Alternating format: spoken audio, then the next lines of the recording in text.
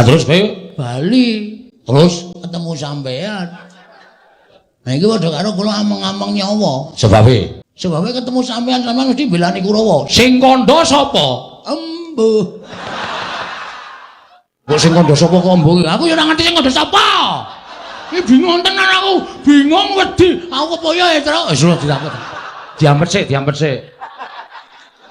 Mulane kok wis kuwi kok wis teles sithik. Heeh.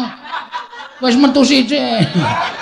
Diampet sik. Wong wedi kepoyo ya padake. Nah iya. Sing kandha belani Kurawa sapa? Nggih kula.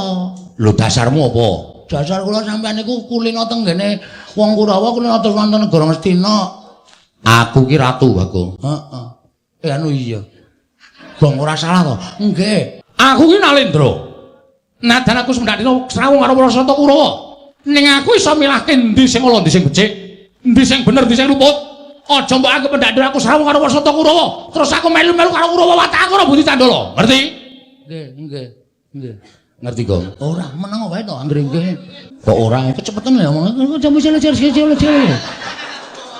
Wah, nggih anggere muni nggih beres. Iya.